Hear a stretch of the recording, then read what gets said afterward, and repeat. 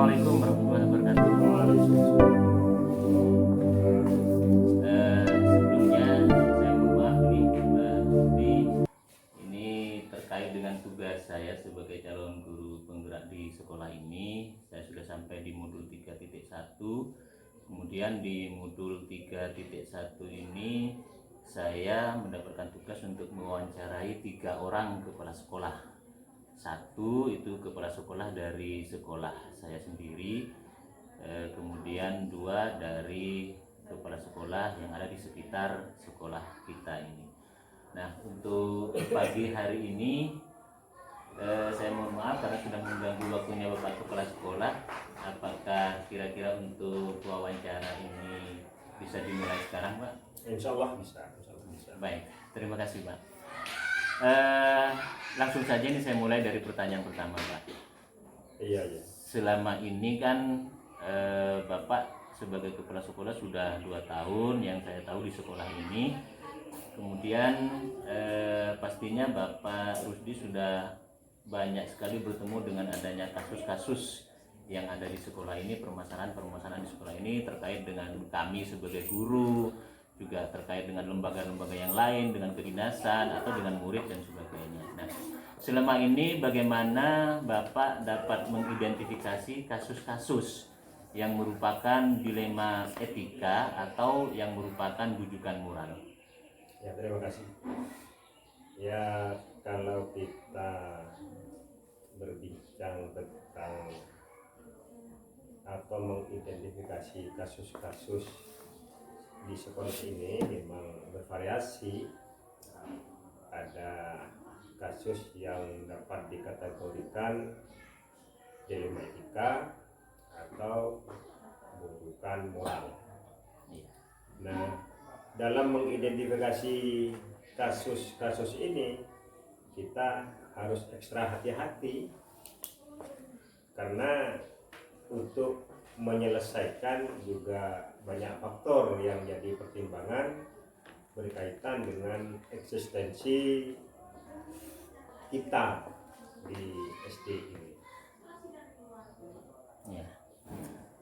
Mungkin karena tadi disebutkan ada banyak faktor, kira-kira ada faktor 1 atau 2 faktor, kira-kira apa itu, Pak?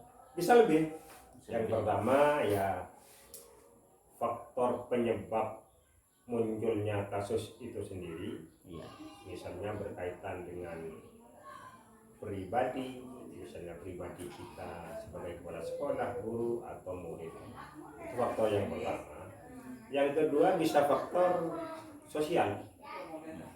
Ya, munculnya permasalahan antara kita dengan masyarakat atau warga sekolah yang lain.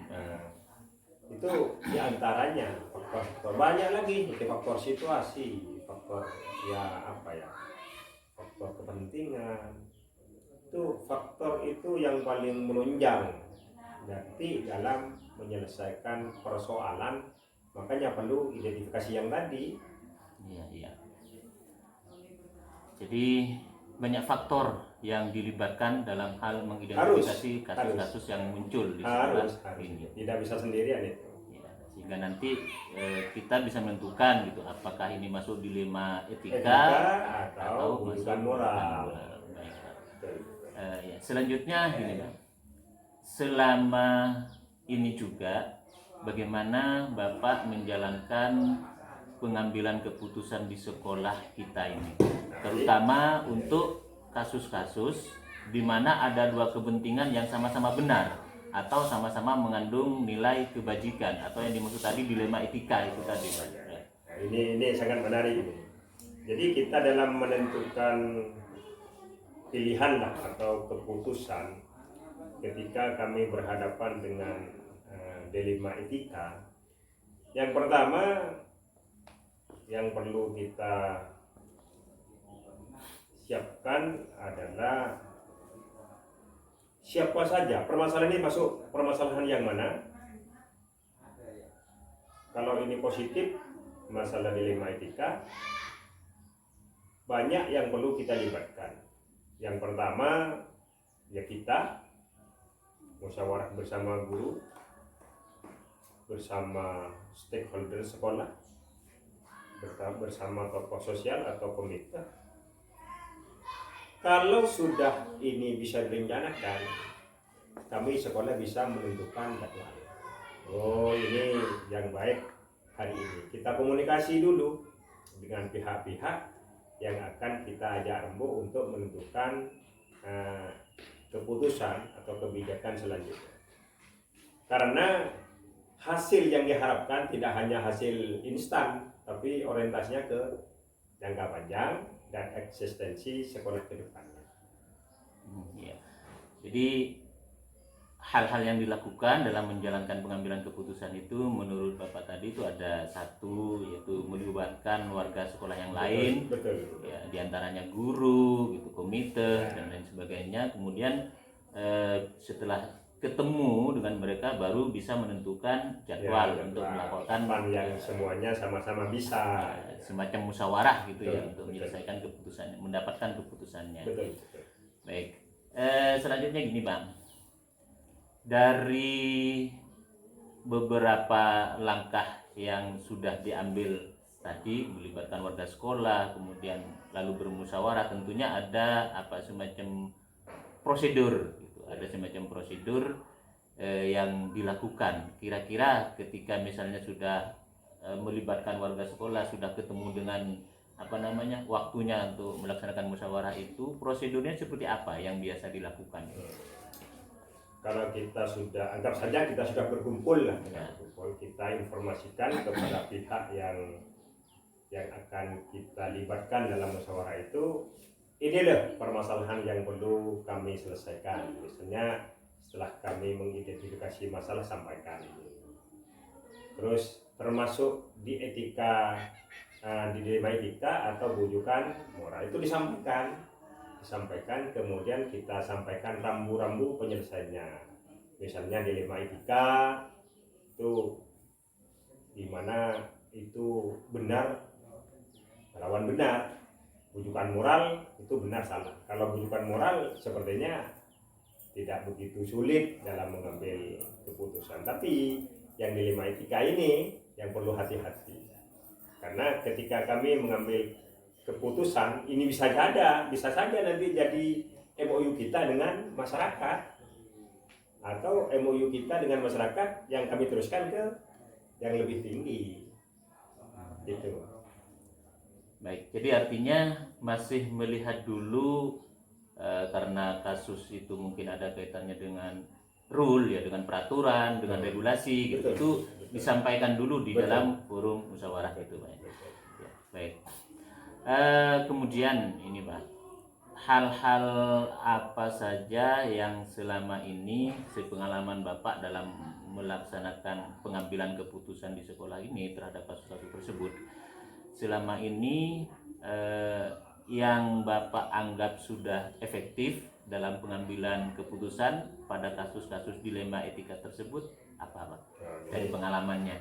Kalau pengalaman yang sudah berjalan dan kami anggap efektif dan dapat dikatakan 80% itu berhasil, ketika kami bersama rekan-rekan guru ini menghadapi suatu kasus yang dalam kategori ini dilema etika. Contoh, ada anak Ya. yang waktu itu membawa rokok. Jadi, anak kelas berapa? Kelas 3. Kelas 3 ya. Oke. Ketika pertama kali dia ditemukan membawa rokok, kami coba mempraktekkan apa yang ada di kurikulum Merdeka itu, kontrol manajer. Oh iya. Yang pertama ya seakan-akan dia berbelit-belit, setelah kita masukkan beberapa konsep kontrol manajer, dia terus terang. Nah, di satu sisi itu disampaikan kalau menurut keyakinan sekolah, anak ini harus dipanggil orang tuanya, harus itu benar-benar dipanggil. Di satu sisi orang tua yang bersangkutan ini bekerja. Jadi kesepakatan harus dipanggil orang tuanya untuk diberikan semacam ya masukan lah bagaimana lebih hati-hati ke depannya di satu sisi orang tua anak ini bekerja mencari nafkah, otomatis kita juga tidak bisa. Dan benar juga ketika kami tidak terjadi memanggil, karena masa orang mencari kerja yang mungkin tempatnya lebih jauh, sehingga keputusan ini kita musyawarahkan bersama stakeholder di sekolah untuk langkah ke depannya. Banyak. Dan ini efektif. Ternyata anak itu menyampaikan dengan terus terang dan tidak akan mengulangi. Dengan iming-iming bapaknya mau dipanggil, mau diberikan pengarahan, akhirnya anak itu sepakat untuk tidak mengulangi. Dan sampai sekarang alhamdulillah tidak mengulangi sungguhan. Iya ya, berarti efektivitasnya itu ketika pertama Bapak sudah melihat kembali keyakinan sekolah yang ada, Betul, yang betul, sudah dibuat. betul. Setelah itu juga melakukan apa istilahnya pemanggilan kepada murid itu, lalu di istilahnya mungkin restitusi gitu, Ya, direstitusi betul. dengan menggunakan posisi dari Bapak itu sebagai kontrol manager. Ya. Baik, sehingga kemudian hasilnya efektif gitu. Insya Allah efektif. 80% itu tanda kutip berhasil. Karena terbukti sampai sekarang tidak hanya itu, semua telah diamati tidak ada yang membawa. Ya, jadi ini sudah sudah terbukti efektif dan kasus itu sudah ada dan terselesaikan. Terselesaikan. Ya. Baik. Selanjutnya kita masuk ke poin yang lain ini, Pak. Hal-hal apa saja yang selama ini menurut Bapak itu masih merupakan tantangan dalam pengambilan keputusan kasus-kasus dilema etika ini? Ini memang perlu kita musyawarahkan. Cuman langkah pertama kami bersama guru sudah mengadakan semacam musyawarah kecil-kecilan untuk mengatasi hal-hal seperti ini. Karena selama ini kita anggap tidak ada. Contohnya kasus bullying. Di sini sudah dianggap aman, KPR sudah dianggap aman, ternyata ada. Jadi ketika permasalahan itu muncul, ketika permasalahan itu mencuat, bahkan mencuatnya bukan dari pihak sekolah, jadi pihak pendukung sekolah itu yang menginformasikan, kami segera membuat tim untuk antisipasi atau tim koordinator antisipasi bully, antisipasi sekolah tanpa asap rokok, bahkan lebih tinggi sekolah tanpa narkoba. Sudah dibentuk timnya. Nah, misalnya terjadi hal-hal semacam ya pelanggaran ringan, sedang dan sebagainya, kita diselesaikan tidak hanya sendirian, tapi tim itu akan musyawarah. Kalau perlu melibatkan tokoh masyarakat, kita undang untuk menyelesaikan itu. Artinya motivasi eksternalnya ke sana. Ya. Ya. Jadi bisa disimpulkan bahwa yang masih merupakan tantangan itu untuk ini adanya kasus-kasus yang lain yang bullying, ya seperti bullying, dan keamanan lingkungan. Masih ada anak yang kadang-kadang setelah bermain masih mau bertengkar. Ya. Dan nanti antisipasinya itu akan dibuatkan tim. Gitu. Oh, sudah ada timnya. Sudah ada timnya. Dan perlu juga nanti melibatkan dari pihak warga sekolah yang lain seperti dari komite, dari orang tua siswa, eksternal juga ya, eksternal. Berikutnya, Mas. Iya. Apakah Bapak memiliki sebuah tata kala itu jadwal tertentu dalam sebuah penyelesaian kasus dilema etika? Apakah Bapak langsung menyelesaikannya di tempat ataukah itu masih dibuatkan semacam dijadwal dulu gitu untuk penyelesaiannya? Kemudian kalau memang ada penjadwalan dan sebagainya, kira-kira ada prosedurnya, jadwalnya itu bagaimana kira-kira? Untuk penyelesaian kasus-kasus seperti itu, di sini itu ada dua penyelesaian. Yang pertama darurat, misalnya ada anak bertengkar, diselesaikan hari itu untuk kegiatan fisiknya diselesaikan dulu. Kemudian untuk penyelesaian non fisiknya tidak hari itu karena situasinya kan masih agak emosi, situasinya tidak mendukung. Kita tetap rembuk bersama semua guru gimana enaknya. Karena kalau seperti ini mau tidak mau orang tua harus dilibatkan. Karena kalau tidak dilibatkan dia satunya kalau tidak mau. Jika ini kita tentukan prosedur bersama guru, tentukan siapa aktornya, siapa yang terlibat, baru kita menentukan jadwal berikut. Tapi dalam tanda kutip harus situasi aman, jadi tidak ada unsur emosi dan sebagainya, tidak ada, sehingga penyelesaian persoalan itu jernih. Karena yang kita pikirkan kembali ke tadi tidak hanya jangka pendek, yang jangka pendek yang darurat tadi selesai fisik jangka pendek, tapi jangka panjangnya tidak seperti itu. Artinya di jangka panjangnya tidak berfokus kepada anak itu saja, tapi semua warga sekolah. Jadi penjadwalan tetap setelah kita menentukan musyawarah kapan yang baik, kapan situasinya mendukung, baru kita tentukan jadwalnya siapa saja orang yang akan kita ajak musyawarah menyelesaikan persoalan ini. Jadi dibagi menjadi apa istilahnya, cara penyelesaiannya dibagi menjadi dua. Darurat dan langkah cepat. Dan ya, langkah cepat itu adalah hal-hal yang memang penting untuk diselesaikan waktu itu. Saat itu juga. Betul. Kemudian kelanjutannya, baru ini yang kita butuh penyusunan jadwal. Karena kita pikirkan banyak, apakah orang tuanya kalau hari ini bisa, apa komite hari ini bisa, kita perlu koordinasi yang lebih detail. Gitu. Jadi masih melihat dulu unsur-unsur yang lain, kemudian siapa saja yang terlibat yang akan kita ajak ya. Lalu dibuatkan jadwalnya gitu ya. Baik. Kita sudah hampir selesai ini. Yang ingin saya tahu selanjutnya, apakah ada seseorang ataukah ada faktor-faktor lain, faktor-faktor tertentu, dan faktor-faktor itu apa kalau ada yang selama ini mempermudah atau membantu Bapak dalam pengambilan keputusan dalam kasus-kasus dilema etika ini? Kalau faktor itu ya ada banyak sekali ya. Di antaranya faktor yang pertama keharmonisan di sekolah yang utama. Pertama, sekolah itu kalau sudah harmonis, faktor untuk menentukan mengatasi, mengidentifikasi permasalahan itu yang pertama. Jadi kalau semua personel sekolah sudah kondusif, insya Allah itu faktor yang penting itu satu. Karena dari penyelesaian masalah itu tidak bisa sendirian, kita berkolaborasi semua guru. Yang kedua, kita berkomunikasi atau berkoordinasi dengan komite. Jadi setiap permasalahan di sekolah itu komite itu ada di dalamnya.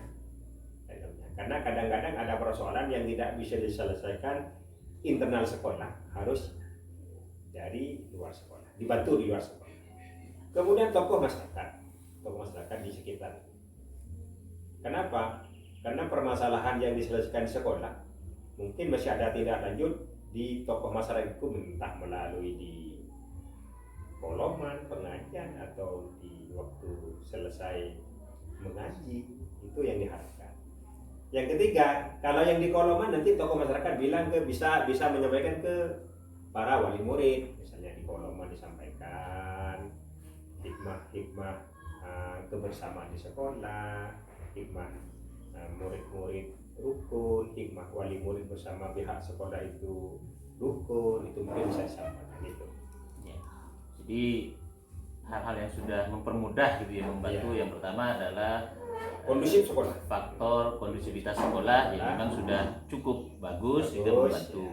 Kemudian yang kedua, keharmonisan hubungan sekolah dengan komite dan juga dengan tokoh masyarakat yang ada di sekitar sekolah. Itu hal-hal yang sudah membantu. Banyak sekali membantu itu, banyak sekali membantu. Banyak sekali. Oke, terakhir nih Mas, Iya. Dari semua hal yang sudah disampaikan tadi dari awal sampai yang barusan itu, pembelajaran apa yang dapat Bapak ambil dari pengalaman Bapak selama ini ketika mengambil keputusan dilema etika itu? kalau pembelajaran yang kami dapat, artinya setiap menyelesaikan permasalahan baik etika norma etika moral, dilema etika, kemudian rujukan moral itu diselesaikan secara musyawarah. Jadi pembelajarannya setiap menyelesaikan persoalan harus musyawarah. Yang pertama, kalau musyawarahnya sudah bagus, insya Allah hasilnya tidak hanya dibutuhkan jangka pendek, tapi jangka pendek musyawarah.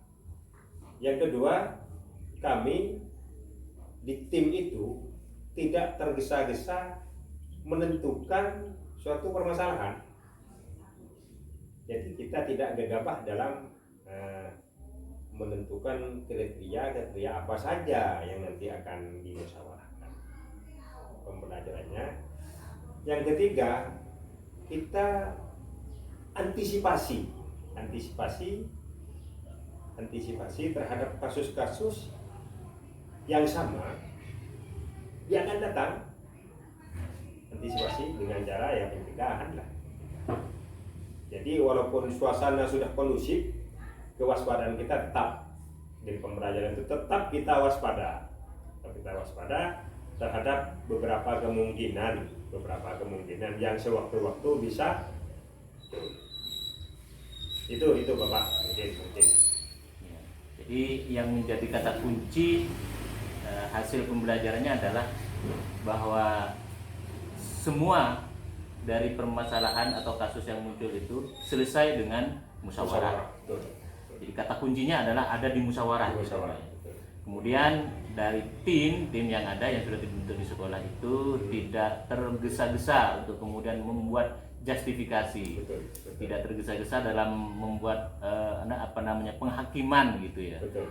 Lalu pembelajaran yang ketiga adalah dari semua dua hal yang tadi yang dilakukan itu, bahwa sekolah ini bisa dapat melakukan antisipasi akan adanya kasus-kasus berikutnya. Baik, alhamdulillah ini saya sudah bisa mengetahui langkah-langkah yang sudah Bapak sampaikan di kami, dan mudah-mudahan ini menjadi pembelajaran juga bagi kami dari saya sebagai CGP.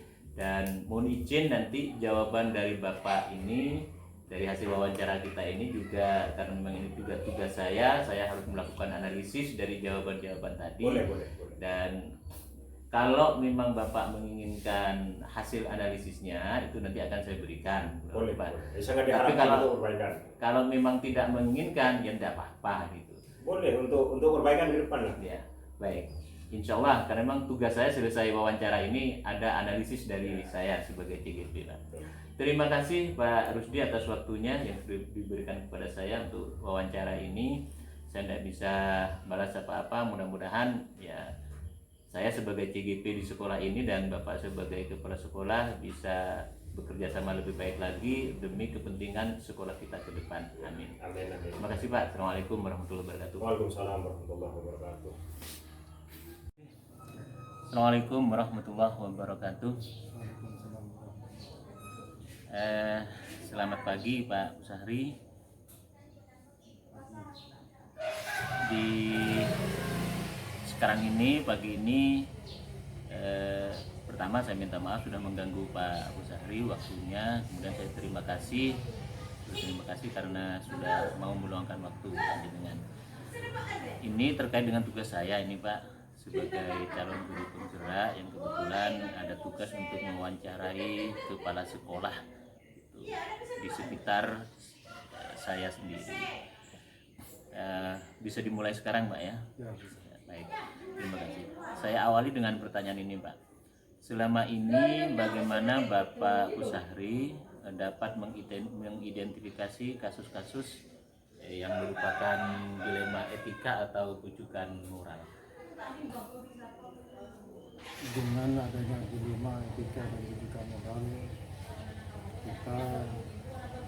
saya di sekolah kami, yang pertama kita harus menimbang keuntungan dan kerugian yang bisa dapat dari keputusan, sehingga melakukan ini dapat membantu mengetahui langkah yang seharusnya diambil dan dapat kejelasan dari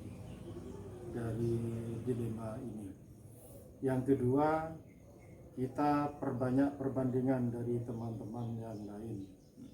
Ketiga, kita berpegang pada aturan yang berlaku, tapi kita harus berperilaku etis. Keempat, kita harus tidak boleh merugikan sekolah karena yang baik belum tentu benar. Yang kelima, kita harus klarifikasi untuk mendorong dan yang bersangkutan melakukan perbuatan yang lebih etis. Jadi ada lima proses atau lima hal yang dilakukan dalam mengidentifikasi kasus-kasus ini, Pak ya. Jadi yang pertama melakukan pemikiran dulu sendiri, kemudian yang kedua membicarakan hal itu dengan teman-teman guru yang lain gitu, mungkin sampai ke dalam forum musyawarah gitu mungkin, Pak ya. Kemudian yang ketiga apa tadi, Pak? Yang ketiga kita berpegang pada ya aturan melihat peraturan-peraturan yang ada dan seterusnya sampai 5 itu. Baik. Kalau dari hal melakukan pertimbangan-pertimbangan, Pak. Yang pertama tadi, langkah yang pertama melakukan pertimbangan-pertimbangan. Pertimbangan-pertimbangan ini dilakukan sendirian oleh Pak Busahri atau Pak Busahri paling tidak mengajak satu orang untuk tukar pikiran begitu? Langkah baiknya saya memanggil guru senior untuk meminta pertimbangan karena cara berpikir seseorang lebih baik berpikir lebih dari seseorang lebih baik dari satu orang. Iya. Jadi melakukan pertimbangannya dengan istilahnya berdialog lah begitu, berdialog dengan guru yang senior gitu. Dengan prinsip bahwa jika hanya satu orang yang berpikir itu pasti masih belum begitu baik. Kemudian kalau sudah lebih dari satu orang yang berpikir, 2 orang misalnya, maka itu akan lebih bagus lagi gitu ya. Prinsipnya begitu. Ya, baik. Pertanyaan yang kedua, Pak. Selama ini Pak Busahri dalam mengambil keputusan di sekolah terhadap kasus-kasus yang muncul tadi, terutama untuk kasus-kasus yang sama-sama memiliki 2 kepentingan yang sama-sama benar gitu, dilema etika. Bagaimana caranya Bapak itu menjalankan pengambilan keputusan itu? Memang kasus ini sulit dipecahkan. Karena apa? Karena ada 2 hal yang sama-sama benar, ya. Tapi apapun masalah tetap bisa dipecahkan. Di sini saya melangkah dengan pemecahan. Pertama, kita harus berpihak pula kepada siswa. Iya. Artinya kita tidak boleh merugikan siswa. Yang kedua, harus berdasarkan nilai yang universal. Iya. Yang ketiga, bertanggung jawab atas segala konsekuensi dari keputusan yang diambil. Jadi apapun yang menjadi keputusan itu, walaupun itu merugikan sepihak tapi tidak merugikan sekolah, saya tetap memberikan keputusan. Jadi ada 3 hal, Pak ya. Yang pertama tetap memperhatikan kebutuhan murid gitu. Jadi di sini karena memang sekolah adalah sebuah lembaga pendidikan dan ini kaitannya dengan filosofi Ki Hajar Dewantara gitu, karena mendidik itu kan memang menghamba kepada murid sebenarnya, filosofinya seperti itu. Jadi yang pertama tetap kebutuhan murid yang diutamakan. Kemudian yang kedua tadi apa itu, Pak? Berdasarkan nilai yang berdasarkan kepada nilai-nilai kebajikan universal gitu. Jadi memang betul sama-sama benar sih dua kepentingan yang mau diambil, tetapi tetap keputusan tetap harus diambil. Dan yang menjadi dasar adalah nilai-nilai kebajikan universal. Terus yang ketiga tadi Bapak mengatakan bertanggung jawab. Jadi keputusan yang diambil itu dilakukan secara bertanggung jawab. Baik, itu semua ternyata sudah masuk ke dalam yang pertama tentang filosofi pendidikan, itu yang kaitannya dengan murid. Kemudian yang kedua dengan kebajikan, nilai-nilai kebajikan universal. Lalu yang ketiga berkaitan dengan pengambilan keputusan yang bertanggung jawab. Baik, itu semua sudah ada itu dalam ilmu calon guru penggerak, Pak. Nah, pertanyaan yang ketiga, ini tentang langkah, Pak. Langkah-langkah atau prosedur-prosedur yang Bapak lakukan. Nah, langkah seperti apa, prosedur seperti apa yang selama ini Bapak Uzahri lakukan ketika mengambil keputusan itu? Sebelum mengambil keputusan, karena ini merupakan kasus yang sangat penting, kita melangkahnya harus lebih hati-hati. Yang pertama, kita harus menganalisa masalah. Nah, apa yang menjadi permasalahan. Yang kedua, kita harus mengacu pada peraturan yang berlaku di sekolah. Yang ketiga, kita harus mengenali nilai-nilai yang saling bertentangan. Yang keempat, melihat siapa yang terkait atau pelakunya. Yang kelima, mengumpulkan fakta-fakta yang relevan. Yang keenam, kita harus memeriksa benar salah. Ini saya melihat barusan sudah ada 6 langkah gitu, prosedur yang biasa Bapak lakukan dalam pengambilan keputusan itu. Dan saya mendengarkannya barusan itu sudah termasuk sebuah proses pengujian pengambilan keputusan. Kalau di guru penggerak itu dikenal dengan 9 langkah pengambilan dan pengujian keputusan.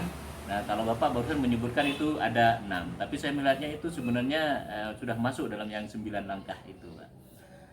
Itu menarik sekali nih, langkah-langkah yang Bapak Uzahri lakukan ketika akan mengambil sebuah keputusan dalam kasus-kasus dilema etika.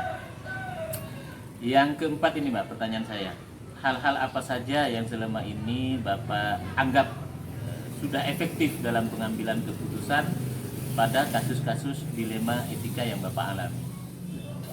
Yang pertama, menentukan pilihan yang akan diambil yang telah dikumpulkan atau dibuat antara 2 atau lebih alternatif yang tersedia. Artinya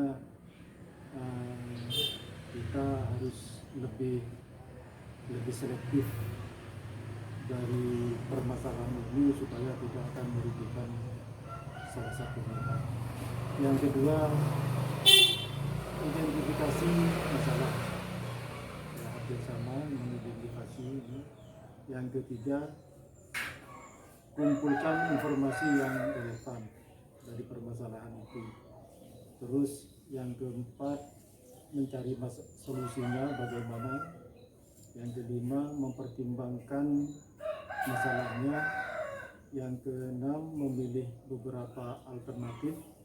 Dan yang ketujuh, mengambil tindakan. Kalau boleh saya menyimpulkan ini, Pak, dari hal-hal yang sudah dianggap efektif oleh Bapak tadi itu sebenarnya mengacu kepada yang nomor 3 gitu ya. Jadi 6 langkah pengujian pengambilan keputusan itu ternyata sudah efektif gitu menurut Bapak Uzahri dalam setiap Bapak Uzahri mengambil keputusan dalam kasus dilema etika. Baik, selanjutkan, Pak. Kemudian kalau tadi yang sudah yang dianggap sudah efektif, nah kalau yang sekarang ini pertanyaan yang kelima, hal-hal yang masih dianggap sebagai tantangan gitu.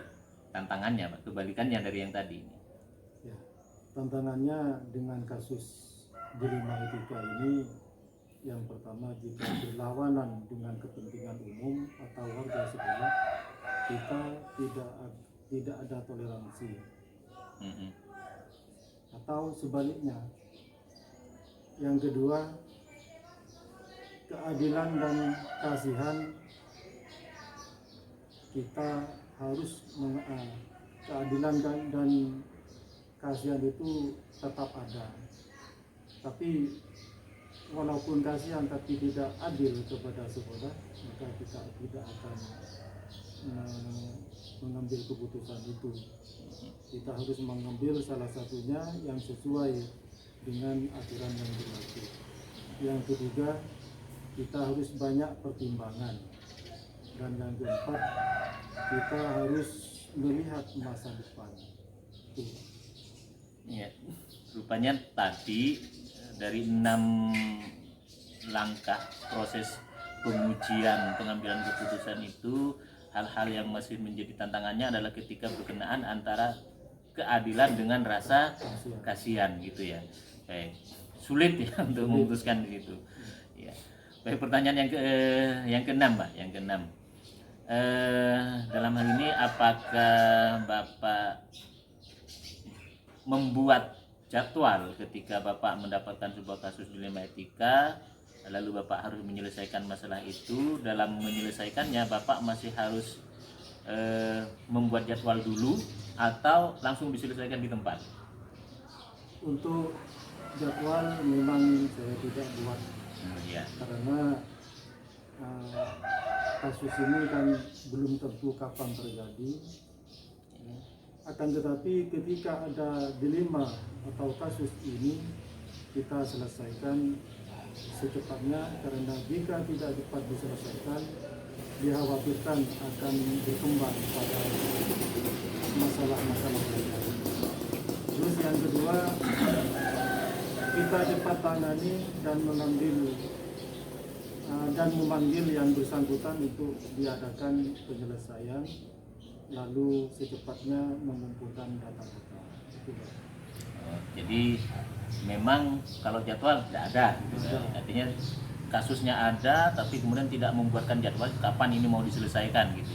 Tetapi menyelesaikan di tempat tidak juga, cuman usaha untuk menyelesaikan secara secepatnya itu dilakukan. Dengan harapan kalau itu sudah selesai dengan cepat, maka tidak akan merembet pada permasalahan yang lain. Baik. Selanjutnya pertanyaan saya ini, Pak.